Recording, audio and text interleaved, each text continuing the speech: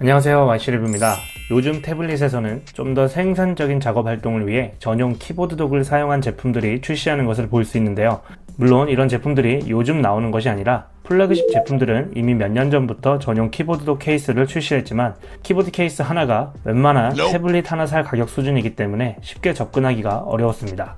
요즘에는 가성비 태블릿으로 출시되는 제품들도 이런 전용 키보드 도구를 사용할 수 있는 탭북 제품들을 출시하고 있는데요. 이전에 제가 리뷰했었던 레노버 P11 시리즈가 좀 대표적이었죠. 오늘 역시 이런 키보드 도구를 사용한 생산적인 활동을 강조한 제품입니다. 이전 가성비 태블릿 프리뷰에서 소개드렸던 제품 중 하나인 테클라스트 M40 SE 탭북 모델인데요. 직구 제품이 아닌 테클라스트 코리아에서 정식 발매를 했고요. 한정 특가 가격이긴 하지만 전용 키보드 케이스 포함 21만 8천원에 판매를 하고 있습니다. 테클라스트 코리아 정발 제품은 무상 AS 2년으로 워런티도 상당히 괜찮은 편입니다. 구성품은 태블릿 본체가 있고요. 테클라스트 제품은 강화 유리는 아니지만 보호 필름이 처음에 붙어 있습니다. 앞면과 뒷면에 둘 다 붙어 있는데요. 손 안 가서 참 좋아요. 그리고 타입C 충전 케이블이 있고요. 충전기는 포함되어 있지 않고 따로 별도 구매를 해야 합니다. M40 SE 모델이 고속 충전을 지원하지 않기 때문에 집에서 흔히 사용하는 충전기를 사용해도 큰 무리가 없기 때문에 충전기가 있으면 좋긴 하지만 크게 필요성은 못 느낍니다. 그리고 한국어로 된 매뉴얼과 TF카드 트레이 핀이 있습니다. 태블릿 외형은 M40와 거의 흡사한 디자인으로 볼 수가 있겠는데요. 디스플레이는 똑같이 10.1인치고 해상도는 1920x1200으로 FHD를 지원합니다. 광시야각 IPS 패널을 사용을 했고요. 상하 좌우 동일한 베젤 역시 사이즈도 M40와 동일합니다. 디스플레이 품질 같은 경우도 크게 달라진 게 없는데요. 전반적으로 테클라스트 하면 조금 디스플레이 밝기가 좀 어둡죠. 영상기를 주력으로 사용하기에는 조금 아쉬운 감이 있을 수 있습니다. 전체적으로 가로형으로 설계된 디자인이기 때문에 카메라도 가운데 위치해 있고 그 위쪽으로 전원 버튼과 좌측에는 볼륨 조절 버튼이 있습니다. 볼륨 버튼 하단으로는 타입C 충전 단자가 있고요. 그 밑에 TF카드 슬롯이 있습니다. M40와 달라진 건 SE 모델은 전용 키보드 도구를 사용하기 때문에 하단에 도킹 단자가 있고 하단에 있던 듀얼 스피커가 상단에 위치해 있습니다. 그리고 M40에 있었던 3.5mm 이어폰 단자가 사라졌습니다. 유선을 종종 쓰시는 분들에게는 아쉬울 수 있겠지만 요즘 대세는 무선이죠. 각 회사별로 신제품을 내면서 이어폰 단자를 없애는 건 추세인 것 같습니다. 하단에 듀얼 마이크가 있고 화상회의나 통화를 할 때 마이크 역시 입에 가까운 위치에 있다 보니 전달도 괜찮고요. 구글 어시스턴트 활용도 잘 됩니다. 뒷면에는 M40와 동일하게 또한 후면 카메라가 있습니다. 카메라 같은 경우는 전면 200만, 후면 500만이고요. 카메라 성능 같은 경우는 M40 때와 마찬가지로 딱히 볼 건 없습니다. 화상회의나 화상통화 정도에 사용하기에는 무난하게 사용될 수 있고요. 이걸로 사진 찍을 일은 그렇게 딱히 없을 것 같아요. M40 역시 무게감이 좀 있었는데요. SE도 같은 프레임에 거의 비슷한 디자인으로 527g 정도로 어느 정도 무게감은 있습니다. 하지만 무게감에 비해 두께가 그렇게 두꺼운 편은 아니기 때문에 그립감에 있어서는 괜찮습니다. M40 때도 그랬지만 어느 정도 투박한 느낌은 어쩔 수 없는 것 같아요. 또한 M40와 좀 다른 점은 M40 SE 같은 경우는 와이파이 전용 모델로 출시를 했는데요. 유심 트레이를 보면 TF카드 슬롯과 유심 슬롯도 있는데 LTE는 지원을 하지 않습니다. 혹시나 싶어가지고 유심을 껴봤는데 안 되더라고요. M40도 정발 버전 같은 경우는 반쪽짜리긴 했죠. 직구 제품과는 좀 다르게 통화 메시지는 안 되고 데이터 이용으로만 가능했었는데 SE 모델도 데이터 이용만이라도 LTE 지원이 됐었더라면 좀 더 괜찮았을 것 같은데 이 점은 좀 아쉽습니다. M40 SE 탭북 같은 경우는 좀 더 생산성 있는 작업 활동을 위한 탭북으로서의 활용이 특징인데요. 앞서 말씀드렸던 전용 키보드 도 케이스가 있습니다. 안쪽에 키보드 부분과 스탠드로 사용되는 뒷면으로 구성되어 있고요. 태블릿을 가운데 도킹 단자에 맞춰서 껴주시면 되겠습니다. 뒷면 고정은 이런 식으로 접어서 사용을 하고요. 뒷판이 마그네틱으로 딱 붙진 않네요. 도킹을 시키면 연결 확인된 문구가 뜹니다. 갤럭시 탭의 덱스 모드 같은 별도의 PC 모드 같은 경우는 없고 기존의 태블릿 화면이 가로 형태로 유지가 되는데요. 트랙패드를 통한 마우스 포인터를 사용할 수가 있습니다. 키보드 구성은 전반적으로 윈도우 기반 PC 키보드처럼 되어 있고요. 한형 키보드 및 홈, 엔드, 페이지 업다운, 프린트 스크린도 있습니다. 상단에는 몇 가지 펑션 키와 아래 태블릿 3버튼 탐색도 구성이 되어 있고 트랙패드도 있습니다. 키보드 느낌 같은 경우는 괜찮은 편인데요. 타이핑 시 어느 정도 눌림성도 있고 너무 가볍지 않아서 괜찮았던 것 같습니다. 타이핑 소리 한번 들어볼게요.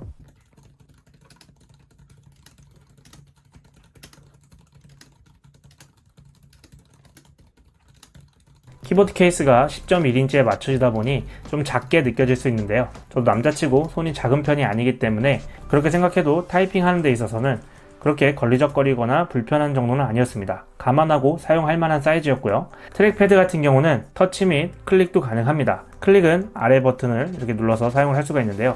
조금 뻑뻑한 감이 있어요. 스크롤 기능도 가능하고 몇 가지 제스처도 사용이 가능합니다. 블루투스 마우스를 하나 사용하시면 훨씬 더 쾌적하게 사용이 가능한데요. 우선 마우스까지 활성화가 되다 보면 정말 노트북으로 사용되는 느낌입니다.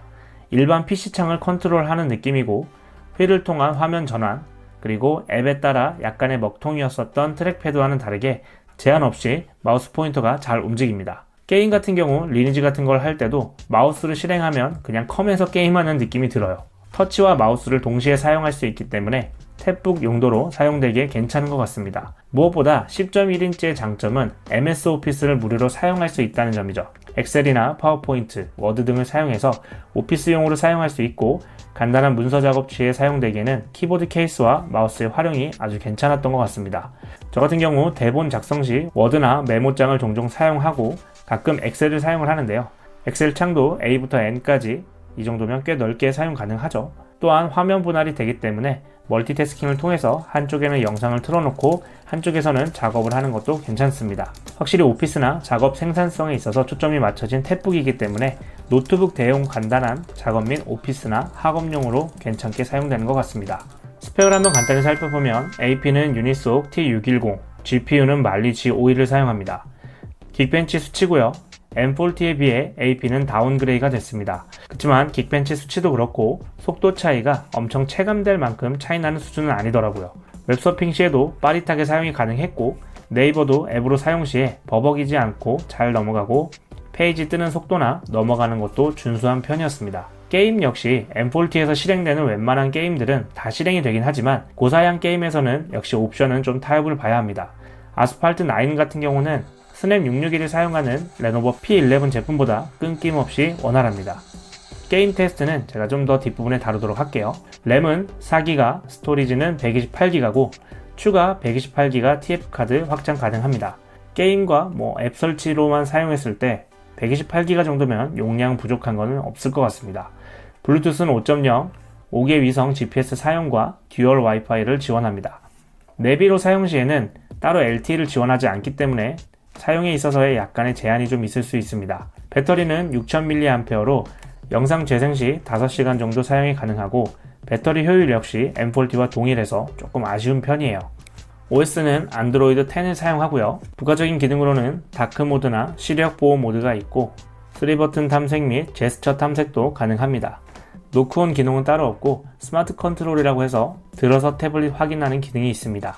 영상기로서의 사용으로는 유튜브나 웨이브, 왓챠 같은 경우는 FHD까지 지원을 하지만 넷플릭스 같은 경우는 SD 화질만 지원을 합니다. 화면 밝기가 좀 어두워서 밝기를 좀 많이 올려서 사용을 했고요. 실내에서 영상 보는 데는 큰 무리는 없지만 실외에서는 조금 아쉬울 수 있습니다. 하단에 키보드 단자가 생기면서 상단에 듀얼 스피커가 올라갔는데요. 음질에 대한 부분은 큰 차이는 없지만 하단에 있을 때보다 소리 전달력에 있어서는 더 괜찮았던 것 같습니다.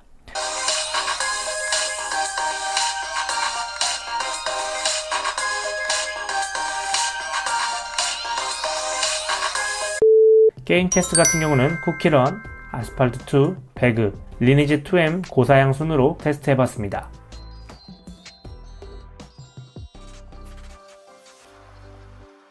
쿠키런 같은 게임은 고사양을 요하지 않기 때문에 별 문제없이 매끄럽게 잘 돌아가죠.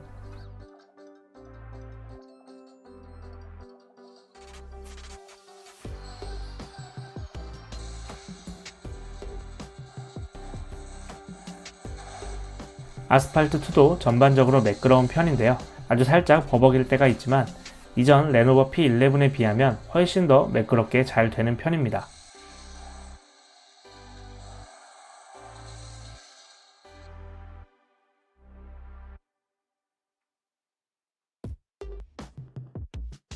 배그 같은 경우는 프레임 드롭이 좀 느껴지죠.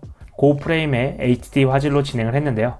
움직이거나 화면 전환할 때 약간의 끊김이 생깁니다. 배그 같은 경우는 원활히 게임하기에는 조금 더 옵션을 하향으로 낮춰서 하기를 좀 추천드리고요.